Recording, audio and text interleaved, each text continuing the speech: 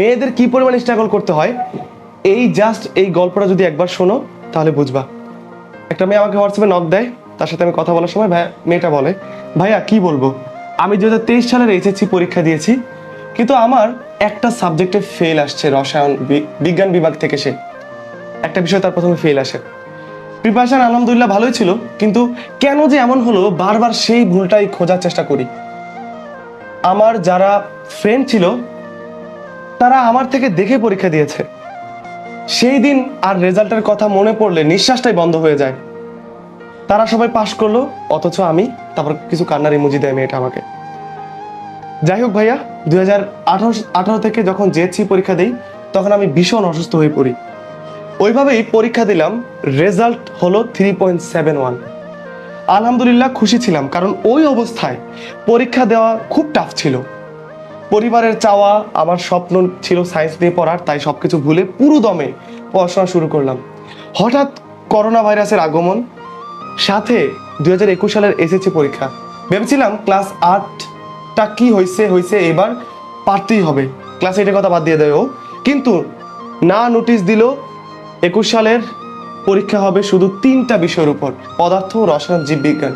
3টা বিষয়ই ভালোই পরীক্ষা দিলাম, বাট বাকি সাবজেক্টগুলোর নাম্বার যোগ হলো জেএসসি পরীক্ষা থেকে। অলরেডি কিন্তু জেএসসিতে খারাপ করছে। পরিবারও, এসএসসিতে পয়েন্ট আসলো 4.11। এই রেজাল্টে ভালো কোনো কলেজে আসলো না, একটার পর একটা পদাঘাত, মাথার উপর আকাশ ভেঙে পড়লো। পরিবারও খুব হতাশ হয়ে গেল। 4 ভাই বোনের মধ্যে আমি ছিলাম সবচেয়ে ছোট, তাই ফ্যামিলি সাপোর্ট ছিল অনেক।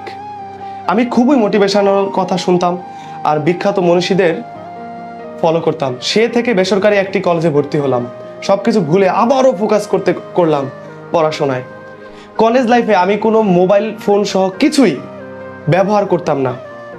টার্গেট একটাই, সায়েন্স থেকে এবার আমাকে পারতেই হবে। কলেজে পারফরমেন্সও ভালো ছিল, এসএসসি পরীক্ষা দিলাম, কিন্তু পদার্থবিজ্ঞান পরীক্ষাটা খারাপ হলো।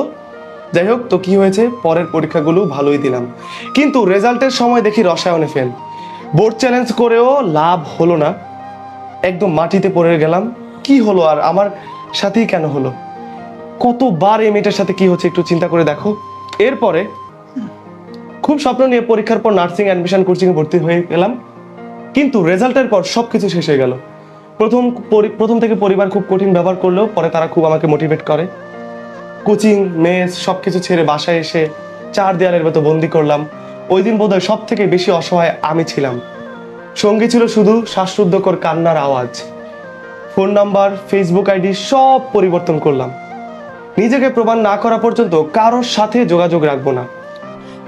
তখন ওই বাসা থেকে নিজস্ব একটা ফোন দিল, বাসায় বসে বসে ওই সাবজেক্টটার প্রিপারেশন নেওয়ার জন্য, মানে যেটা ফেল করলো। তোমরা হয়তো ভাবতে পারো সে থেমে গিয়েছে, এতবার ফেল করার পর, এতবার থেমে যাওয়ার পর, এতবার কান্নার পর হয়তো মেয়েটা থেমে গিয়েছে, সে থামেনি। তখনই আপনার ভিডিও দেখা শুরু করলাম, সবচেয়ে বেশি ভালো লাগলো আপনার আন্তরিকতা, কমিটমেন্ট। আপনার ভিডিও এবং কথা শুনে নিজেকে মোটিভেট করি। তারপর থেকে ভাইয়া আপনার সাথে কন্ট্যাক্ট করার চেষ্টা করতাম। ফাইনালি আজ সেটা পেলাম, যেটা কিনা ভিডিওটা এখন করছি, কথা বলছি, তার আগের দিন গতকাল সে আমাকে এটা জানায়। আবার নতুন করে প্রিপারেশন নিচ্ছি ভাইয়া, আমার জন্য দোয়া করবেন। এখনো বিশ্বাস হচ্ছে না যে আপনার সাথে কন্ট্যাক্ট করতে পারবো। সবকিছু মিলে শুক্রিয়া, এখনো একটা মানুষ শুক্রিয়া করতেছে আল্লাহর কাছে। আর তোমরা, সামান্য হতাশা, পিতামাতা গ্রামে থাকে, আর্থিক অনটন আছে, বাবা মা বড় ঘরের না, তোমার ঘরটা টিনের ঘর, তুমি গ্রামে থাকো, অনেকে শহরে থাকে, হীনমন্যতার উপর হীনমন্যতা, তোমার লাইফস্টাইল কম, বেরিয়ে আসো। ভাইয়া আমার স্বপ্ন আর্ম ফোর্স মেডিকেলে বিএসসি ইন নার্সিং নিয়ে পড়ার। এই মেয়েটা এখনো লেগে আছে, এখনো চেষ্টা করছে তার স্বপ্ন পূরণ করার জন্য। তুমি কেন নয়? তুমি কেন থেমে দেখছো? এতবার ফেল, এতবার জরাজীর্ণতা, সামাজিক ভর্ৎসনা, তারপর মেয়েটা থেমে থাকেনি। তো তার গল্পটা এইখানে এসে পরিপূর্ণতা লাভ করে। আমি তোমাদের একটা কথাই বলবো, এই গল্পটা থেকে তোমরা এটাই শিক্ষা নাও, সময়ের 1 ফোর, অসময়ের 10 ফোর। সময় আমি আমার যতটুকু সম্ভব দিয়ে চেষ্টা করব, আমার পিতামাতার কথা ভেবে চেষ্টা করব, পারিবারিক অবস্থান পরিবর্তনের জন্য চেষ্টা করব, বড় হওয়ার চেষ্টা করব, আর ভুল ডিসিশন নিব না। তোমরা যারা এখন এই কোর্সে অ্যাড হয়ে গেছো, এখন থেকে জিকে অল্প অল্প করে প্রিপারেশন নিতে থাকো। এইভাবে আমি তোমাদের বিশ্ববিদ্যালয়ের টপ 10-এ দেখতে চাই, টপ 3-তে দেখতে চাই। আর পাশাপাশি পরিবারের কথা চিন্তা করে একাডেমিক লাইফে এমন সময় দাও যাতে করে রেজাল্ট খারাপ যদি হয়ে যায়, ওর মতো তোমরা ভালো বিশ্ববিদ্যালয়ে অ্যাপ্লাই করতে পারবা না, তাহলে বিশ্ববিদ্যালয়ের প্রিপারেশন তোমার জন্য হারাম হয়ে যাবে, কোনো লাভ নাই তো, অ্যাপ্লাই তো করতে পারবা না।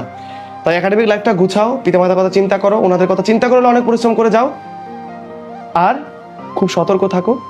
আর লাইফে যাই হোক ওর মতো শেষে এসে বলবো আলহামদুলিল্লাহ, শুক্রিয়া, লাইফে যা আছে মোকাবিলা করার চেষ্টা করো, তুমি পারবা ইনশাল্লাহ।